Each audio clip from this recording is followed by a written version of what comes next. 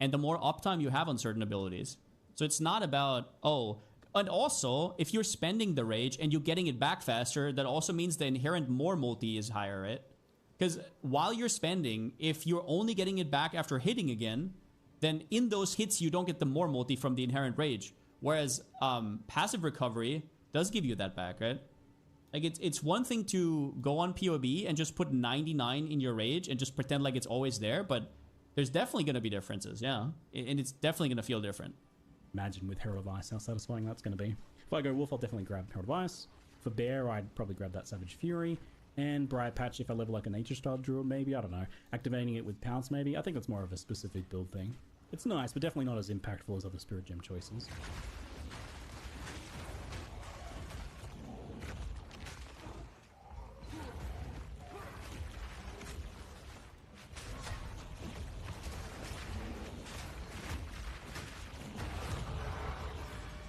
Late Act 1, you start to get your first weapon set passives, and unlike leveling other characters, I think you really want to start taking... Can't you fill up your entire rage bar like instant with an offhand setup? Yes.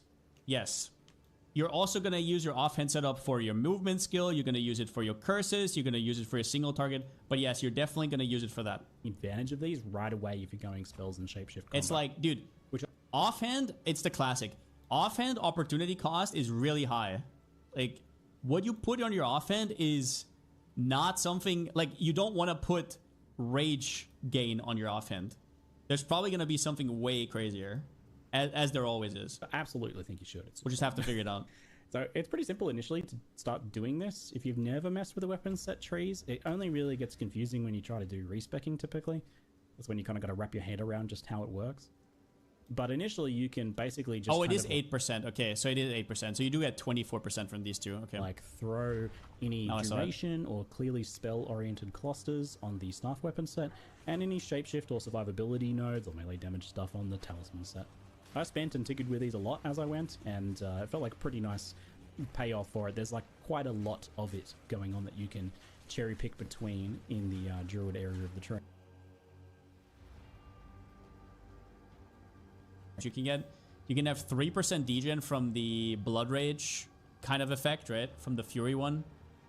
Yeah. For Executioner, I decided to revisit the Bear Slams since they... Say that again. I'm not saying it again. How they were holding up at this point. I had the Totem now to add in. I refuse. And that triggers the Jagged Ground from the Empowered Slams to create another explosion for some more bonus combo damage.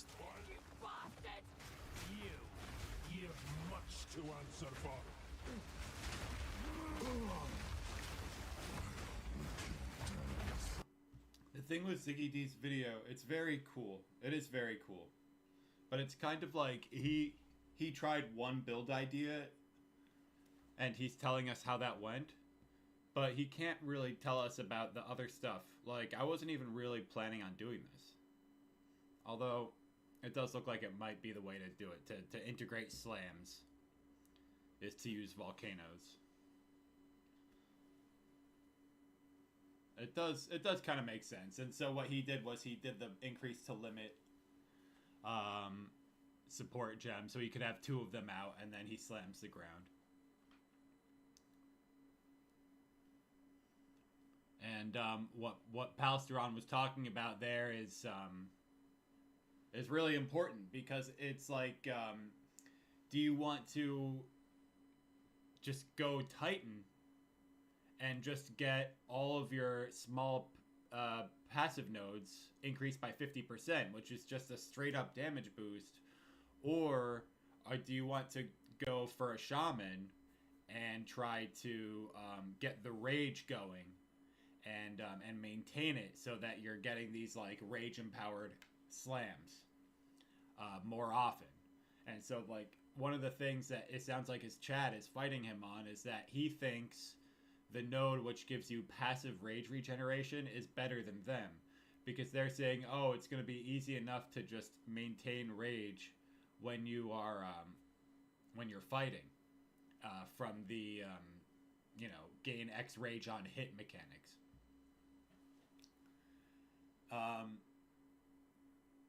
And so Palstrin is saying, well, no, it may actually be the case that having that passive rage regeneration makes the build feel a lot better. And then you're able to do these empowered bear skills more, and so therefore you're doing more damage. And, you know, the possibility of that, plus the fact that it would be fun to try something new, try the new Ascendancy, I'm starting to lean more and more towards Shaman. I really hope we're gonna be watching that one tomorrow. Holy shit. Forgive me in advance if it's a bit later or if I can't make it. At times like this, I think it's best to just celebrate the small wins. Like, you know, making a part 1 preview and getting it published. Anyway, hope you've enjoyed it. Thank God he didn't wait for the full and actually gave us some content for today. Holy moly. Dude, Ziggy saved the whole day. That is crazy. You're rusty. Thank you for the 11. He's right. Ziggy clutched it out. Ziggy clutched it out and gave us this amazing fucking video to tide everybody over for the final day. The Druid's potentially, you know, the fun that has to offer you if you're a bit unsure based on. Okay, but now we're done, so right? We've like watched it Druid's 3 times. We're not gonna watch it again. We already watched it 3 times. That's okay, guys. At this point, we've soaked up everything we need to know. I'm about to watch the whole thing from the beginning. One more time. I'm about to watch it again, Madge. I missed it. Can you rewind? Okay, dude. G'day folks, Ziggy here with a hands-on Alright. Why don't I just react to this shit?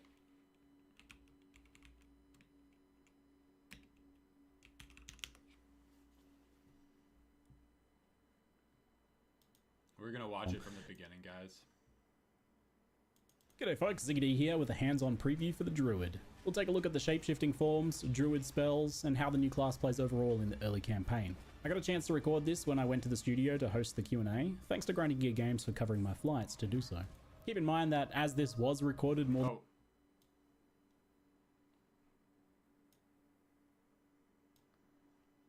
No, and I'd appreciate it if you didn't try to sell me stuff.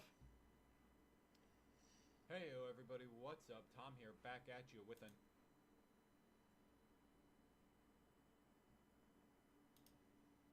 more than a week from launch. It's non-final, and stuff can and already has changed from what you'll see here. The new Druid archetype is flavored by the combination of elemental and nature magic combined with shapeshifting into various beast forms. It does the rare and challenging action RPG task of... So, you see what he's doing there? He's putting down volcanoes, generating rage by swiping, or mauling it's called, and then he's slamming down onto the volcanoes, creating more... No, I don't want to see any of your work. Don't try to sell me anything right now.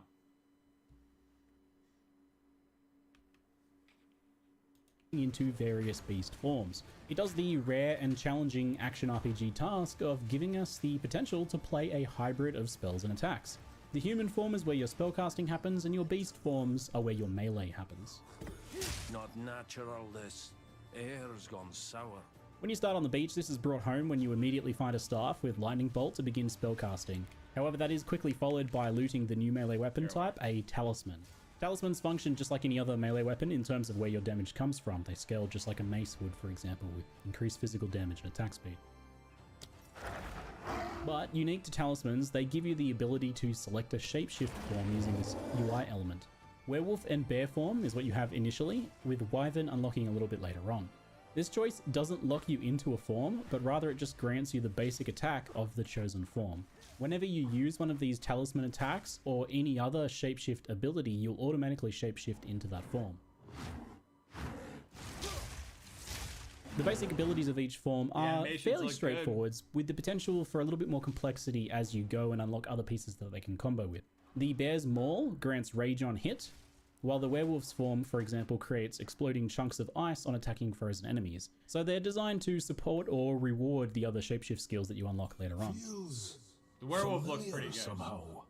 Each of the 3 forms also comes with passive effects and mechanics. The version I played was likely non-final in this regard, but for example, Bear had defensive boosts and generated endurance charges when rage was consumed, while the werewolf gets a sizable out-of-combat movement speed buff, which you can see in its movement as it drops to all fours. One thing that I think you quickly looks good, also get your first actual gem on the beach. One thing that I think looks good, and I think it looks good because in PoE 1, it's probably the spell I've used the most out of any other skill, is Rolling Magma.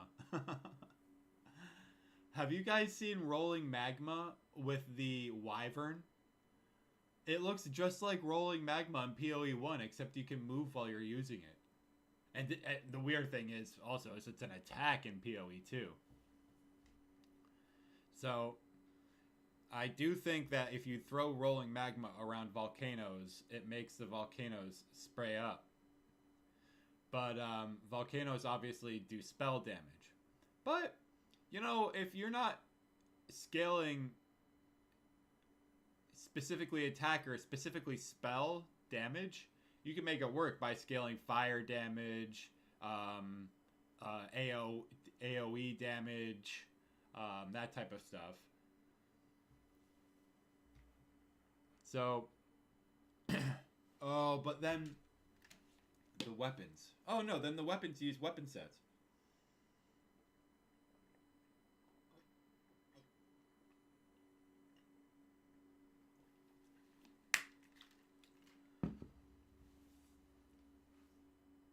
Here, Volcano. By primal will. This is a spell that causes an explosion and spits fire projectiles for a long duration. There's a running theme with a lot of the druid spells that they provide some sort of ongoing benefit and that they often synergize with things that you can do while shapeshifted. This is all to support that idea of hybrid spells and melee shapeshifting, because after all, if it was something a little bit more limited, like a fireball for example, then you have to make a clear decision between whether you use a fireball or one of the shapeshifted attacks. In this case, you can place spells, they'll continue to do stuff while you're shapeshifted. Perfect.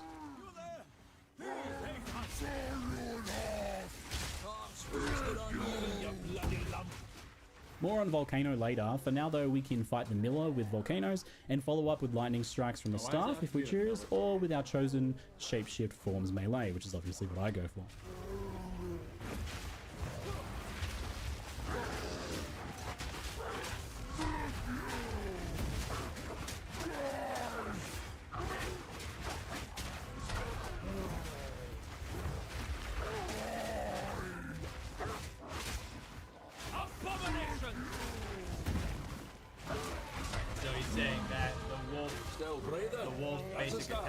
Kind of pulls your character into the enemy you're attacking. The first uncut gem expands your options with the Entangle spell, Lunar Assault for Wolf, and Furious Slam for Bear. I'll test all of them as we go, don't worry, but I decided to kick off with focusing on the Bear's Slam combination first. The Bear's basic attack Maul generates Rage on hit, and Furious Slam spends Rage to empower itself with a more powerful explosion that leaves behind jagged ground.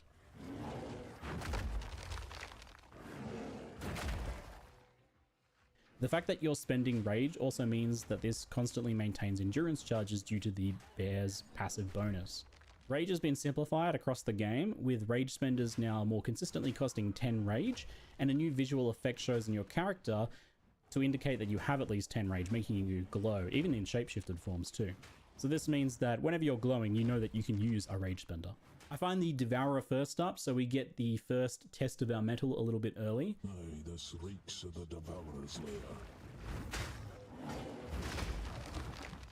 And here we get to see a bit of the potential power of the Bear Styles combos. You'll not harm another soul.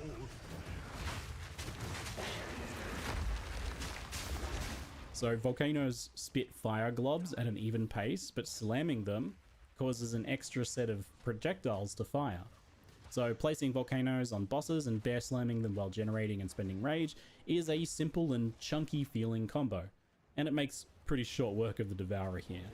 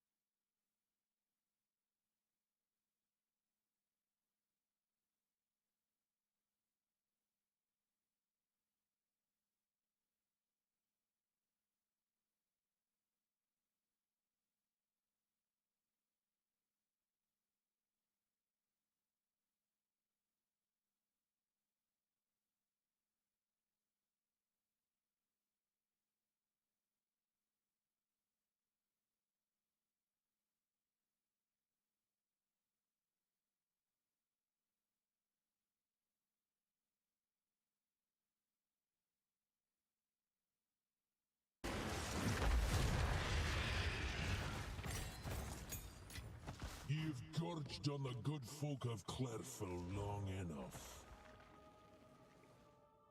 With the first support gem, I grabbed Fist of War to empower the Furious Slam, which plays very smoothly. It's a perfect pairing with this, as you naturally tend to space out the slams anyway as you move around or as you generate rage with Maul. So the double empowered slams that you get from Rage and Fist of War also very satisfying, so pretty happy with that as a first support gem. Slams that you get from Rage and move around or as you generate rage with Maul. So the double empowered slams that you get from Rage and Fist of War also very satisfying, so pretty happy with that as a first support gem choice for this playstyle. There was some other interesting options there though, such as Overabundance and Burgeon for Volcano.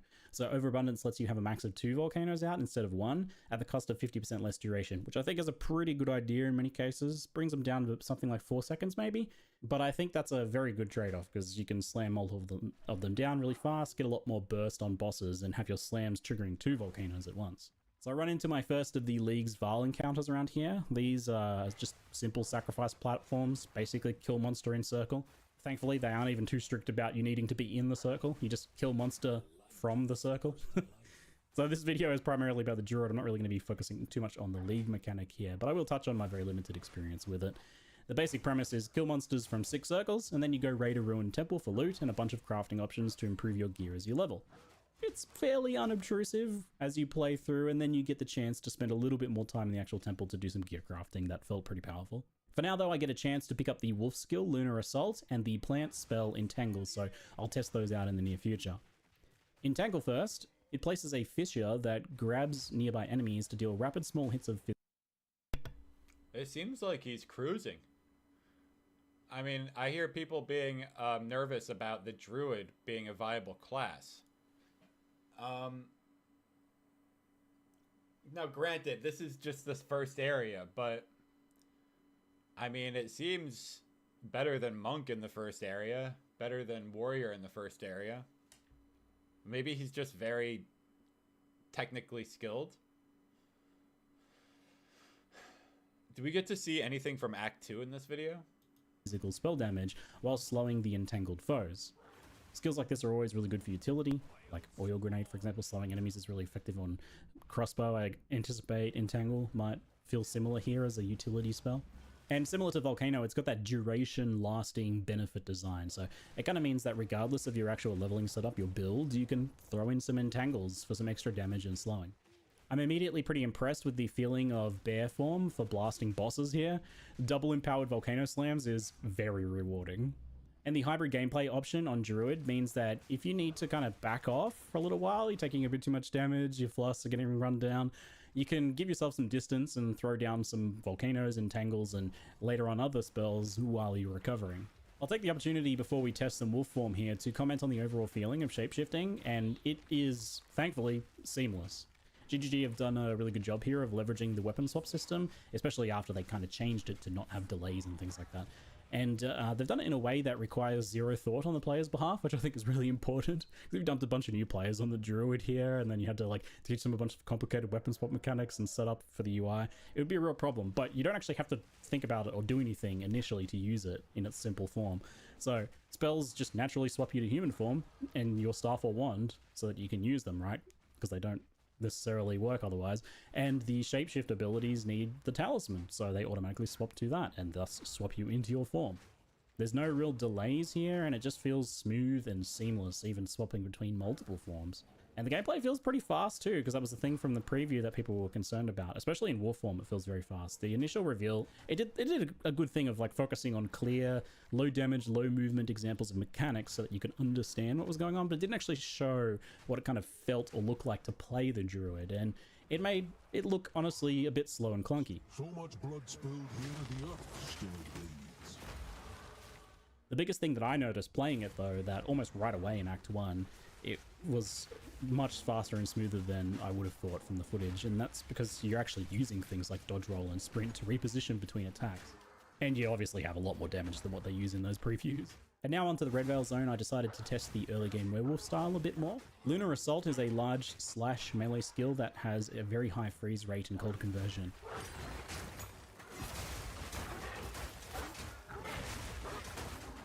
And that can be paired with the Ice Bite support to give you a big bonus cold damage buff that's up pretty much all the time with this skill. as it freezes so easily on regular mobs and even fairly easily on most bosses.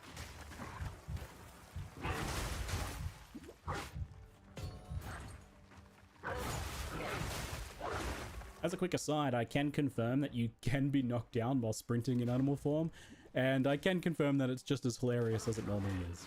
Though this only happened like 2 or 3 times in the entirety of my playtime. I'm not sure if I'm just getting better at using it, or if the shapeshift forms are naturally more resistant to heavy stuns maybe. Either way, it only happened a few times. It does look pretty good. I mean, he's just going full druid fantasy, right? Yeah. I almost feel like it makes sense to do that first so that you understand the class better, and then you'll understand how it's going to interact with the other classes better. Although the bear form as a titan seems really synergistic.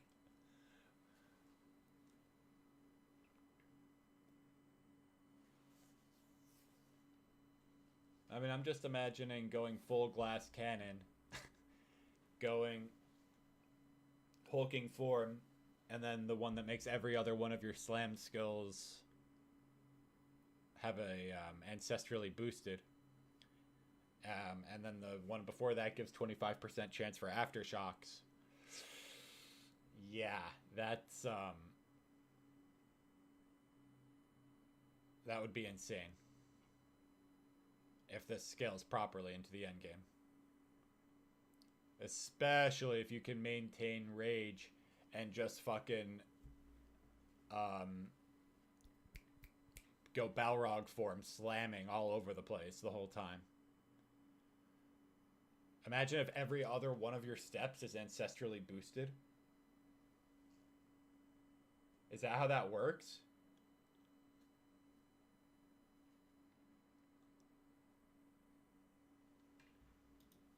Anyway, the werewolf doesn't have any immediate synergy with the volcano stuff, but there's no reason to not just use them anyway. Like, you slap them down and then go into melee and tear them apart and you're getting the bonus damage, right?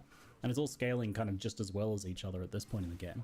The early combination for Wolf is using the Shred attack on enemies frozen by Lunar Assault. Shred's that basic attack for the werewolf. It's a rapid combination strike with the final hit in 5, I believe, hitting twice. Each hit from Shred on a frozen target chips off a chunk of ice, which then explodes after a decently long delay. The typical approach for rares and bosses is to use Lunar Assault a couple times to freeze them, followed by 1 to 2 full combinations of Shred, with the icicles exploding for some pretty wild burst damage at times, especially on any sort of larger bosses. The icicles do fly backwards behind the target, but on bosses, most of them tend to hit, especially those bigger ones. There's a lot more you can do with the icicles later on, and more combo pieces for the wolf form. It's only just this kind of basic bit here, but it feels fast and satisfying, and that freeze potency is very high right off the bat. So it's a pretty good early game for the werewolf, I felt. Honestly, for the first half of Act 1, I would say both Werewolf and Bear felt like very valid approaches with support from the spells. I don't know that I would go pure spells unless you maybe worked in something from one of the other elemental trees as well. There's no reason you can't mix and match those if you're using a staff anyway. Volcano and Entangle are like fairly good on their own, but you want something else on top of that as like a burst skill. Obviously, you can use the basic staff skills, those are okay, but you could use a third gem maybe to pick up a spell from the elemental tree to round it out with a bit more immediate damage if you're going through more of a pure spellcaster, for example.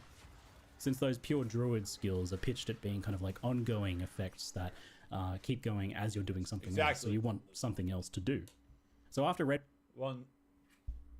That makes a lot of sense, because now you as a caster, you actually have a reason to use the talisman as well. Like it's not just that if you're using a talisman and not transforming, you have a use for elemental skills. It goes both ways, because if you're doing elemental, well, now guess what? You can cast a persistent effect and then start casting your spells from the elemental skills, and now you have 2 sources of damage going. Veil, the next tier of gems, gives access to Shockwave Totem, Rolling Magma for the Wyvern form, it's actually a Wyvern skill, and Pounce for Wolf, and Wing Blast for Wyvern as well. So Wyvern... Wait. I just had a great idea. Volcano Rolling Slam. No, Volcano Engrave.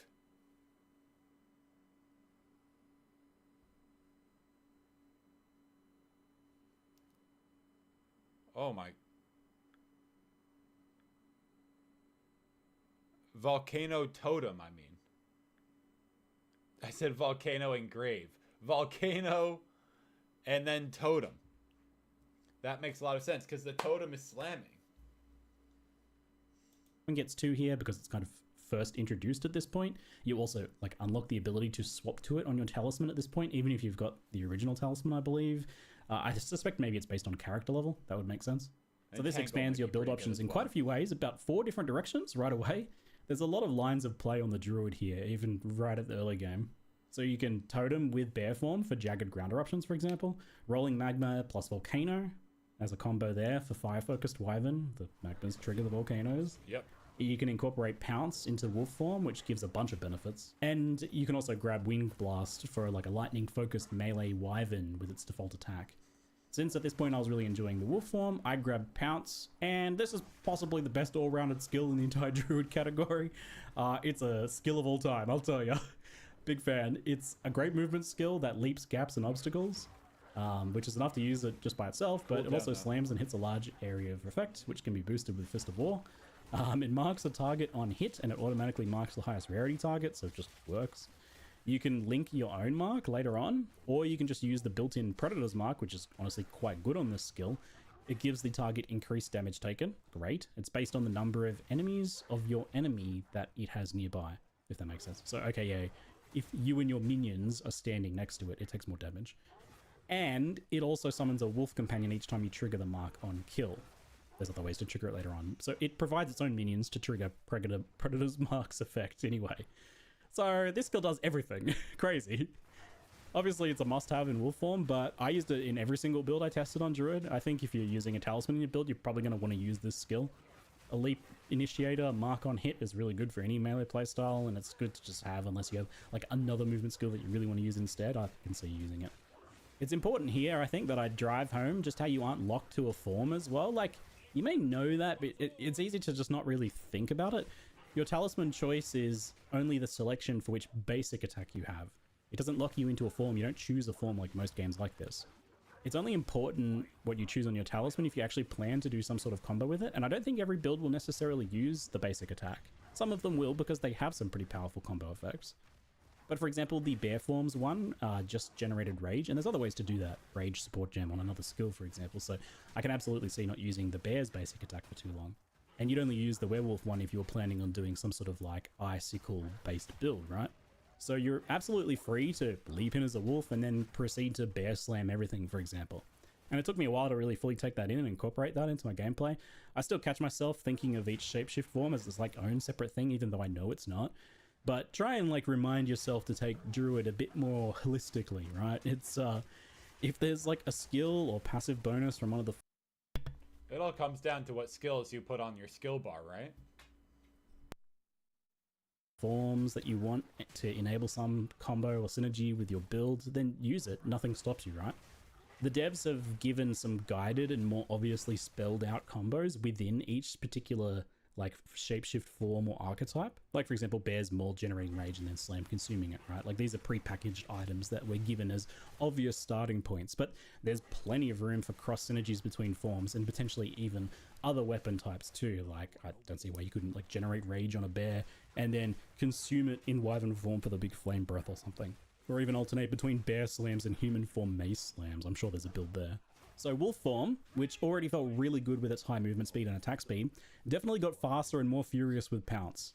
Overall, this playstyle is a fairly straightforward melee attacker with some room for some pretty good skill expression, I think, in how well you position and freeze and then swap to shred enemies so that you kind of choose which direction the icicles fly off. I think if you are pretty good at it, you can perform, you know, get a little bit of extra juice out of it. But if you just want to lunar assault, freeze everything and just kill them with that, like a freeze cleave build, then you absolutely can, I think.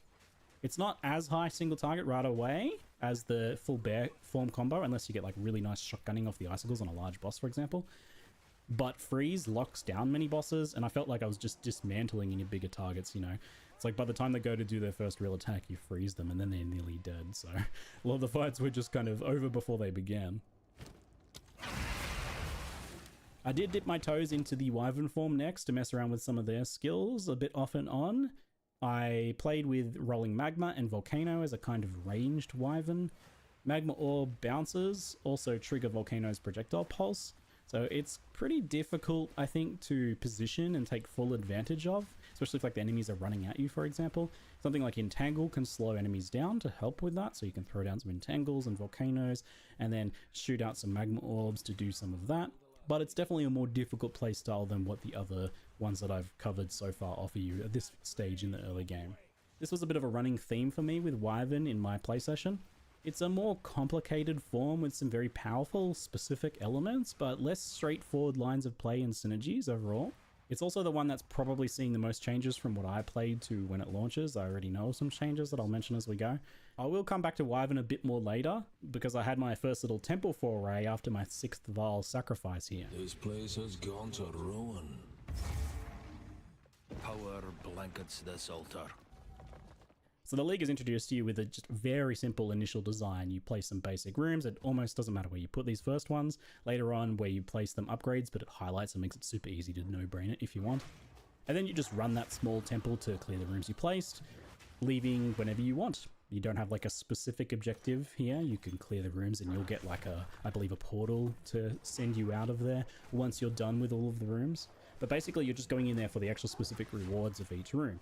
And that is like a bunch of chests and weapon racks and things that drop gear, or a bunch of crafting benches that do things like improve quality, add sockets, let you Alk reroll a magic item, which is really good while leveling, Regal a magic item, Exalt a magic rare item, and so on. So just doing like 1 or 2 of these quick little temple forays each act will give you a pretty decent chunk of gear improvement. I think I did 1 per act. You get a really good amount of items to craft too, but I recommend hanging on to any like specific bases you want to upgrade as you go into one of these.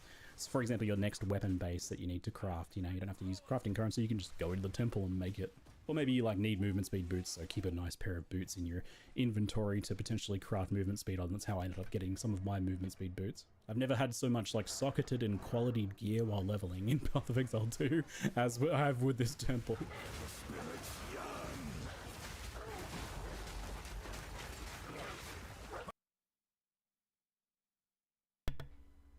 If you're not aware, just having everything being, just having a lot of quality in Act 1 makes a huge difference when you're playing this game.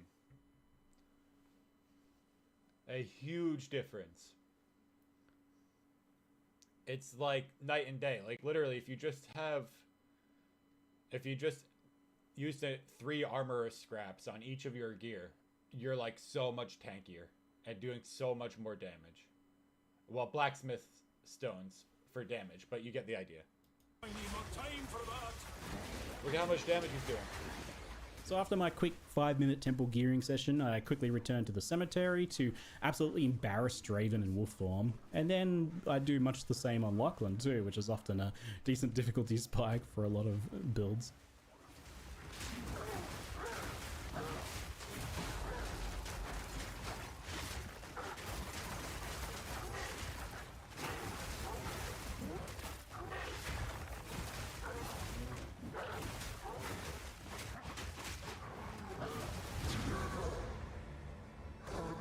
What I want to do is leap in with the wolf, freeze the boss, then lay down 2 totems, and slam with rage. Or not totems, volcanoes. Best be careful shape-shifting, lest I take an arrow to the ass. The other set of Wyvern starter abilities is Melee with Wing Blast and Wyvern's default attack Rend. So Wing Blast is a bit like Spear's disengage skill. It's a backwards leap that can get you out of harm's way and do some other utility things. But in this case, it also is a large AoE that stuns primed for stun enemies and triggers an extra explosion for some nice kind of like AoE clear on those stunned enemies. It also generates charges on stunning enemies, power charges with a Surpassing Chance, it's called. You can scale it past 100% for more charges, potentially, for example. That's how that works. And one change that GGG has already told me about here with the Wyvern is that this skill has been buffed a bit by granting 3 charges now on stunning unique enemies, which is good because I felt like it was difficult to actually use the power charge stuff in boss fights, but having 3 charges means you can get like 15 seconds plus of empowered attacks or something. You can like chain it through the rest of the boss fight. So I could see you kind of just getting 1 stun and then that carrying you through the rest of the boss fight as you expend all of your charges. So that does sound like a nice improvement. So the Rend basic attacks can spend a power charge if you aren't currently buffed to give you a buff. With empowered lightning attacks, it gives that skill a much bigger AoE and adds lightning damage. And it does a few other things with a few other skills too. It actually turns it from like a very basic little melee attack into like a pretty hefty, big cleaving skill that does quite a lot of damage. Empowered Rend, it is slow, but it is big and chunky and really satisfying, and I'm really hoping that there's some potential for like melee Rend builds that maintain empowerment with that, because it felt really good when I was cleaving my way through packs with it. Wyvern's early game was definitely the hardest to get the hang of all of the kind of types here, at least when you try to stay purely in Wyvern form, because again, just like you can just use something like Wing Blast alone for a melee escapes skill and then like play your bear build, right? There's no reason you have to kind of like force yourself to stay in any one form if like overall it doesn't feel like it's paying off for you. Still kind of wrapping my head around that. I did also kind of take Wyvern through one of the most difficult areas in the early game here, but once I got through there, the first Spirit Gem gave me options of Savage Fury, which is basically a druid-like berserk buff that drains your health for a short boost to speed and damage. It looks very strong for bossing, and it's probably not too hard to manage that life loss as long as you got like a flask charge or something. Probably well worth it, and I expect we'll see some use. Anything that boosts your damage and speed for a duration is usually a popular choice.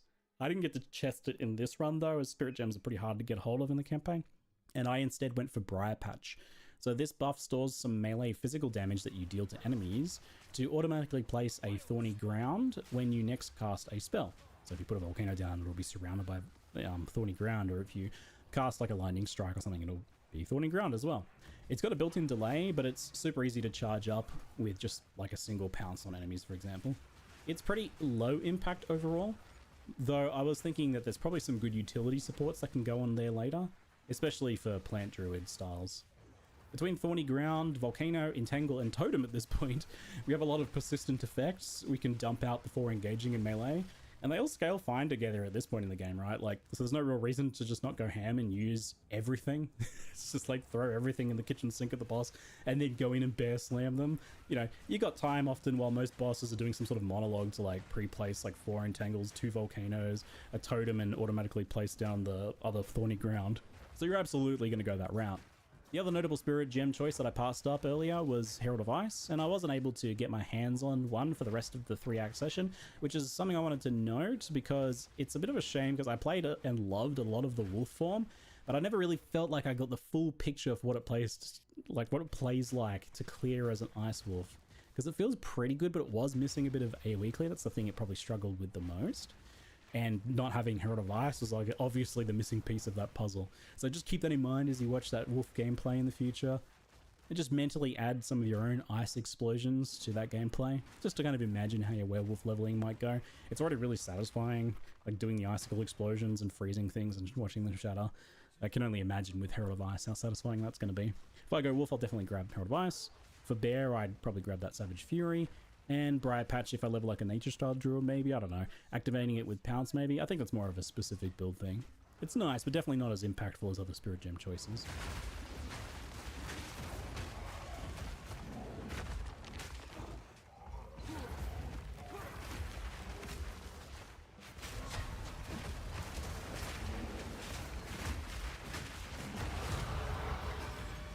Late Act 1, you start to get your first weapon set passives, and unlike leveling other characters, I think you really want to start taking advantage of these right away if you're going spells and shapeshift combo.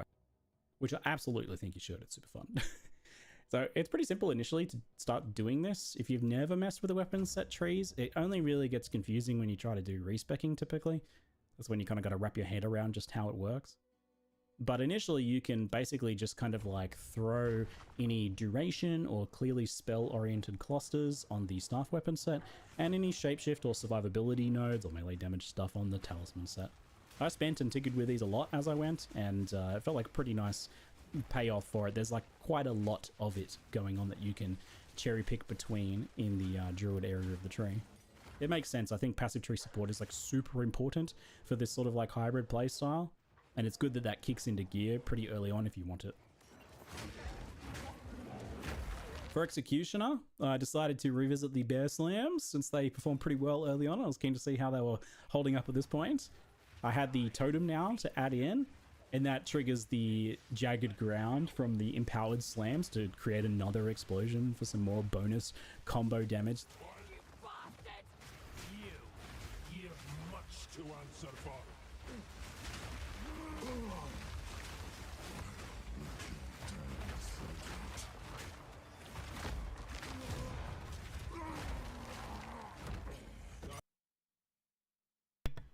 Is he over leveled? Like, how fast is he blasting through this? Hand that held the rope lies still. And yeah, their form is pretty amazing on bosses, and overall pretty well rounded. Felt like the most well rounded of them, like powerful single target, decent AoE clear, maybe a little bit slower, offset by just switching into wolf form, and nice defenses too. It's pretty nice.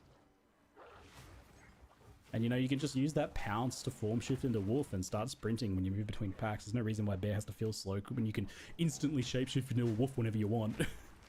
I was really vibing the hybrid wolf bear and human spells. It feels like you get to cherry pick the best parts of every part of these kind of three forms and just add them together to create a super Just like build. any Feels like weapon. cheating a little bit.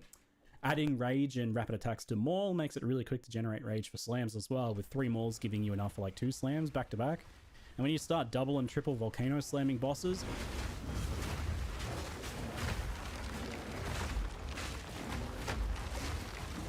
oh yeah, so good. Poor Candlemass and indeed poor Geonor. Guy really got outclassed on this whole shape-shifting trope even after selling his soul for it, right? So anyway, I don't know if you can hear in the background, but I have a newborn baby and our family is all sick right now. So I'll end part 1 of this preview here and optimistically hope to be able to get part 2 out before launch if I can. I'll try. Forgive me in advance if it's a bit later or if I can't make it. At times like this, I think it's best to just celebrate the small wins. Like, you know, making a part 1 preview and getting it published. Anyway, hope you've enjoyed it, and I hope that it helps a few of you see a bit more of the Druids potentially, you know, the fun that has to offer you if you're a bit unsure based on that initial reveal. I feel like Druid's getting a little bit of a raw deal in the reactions, so maybe do my part just to give you a little bit more of a realistic impression as to what it looks like. Anyway, folks, that's it for now. I'm Ziggy D, and thanks for watching.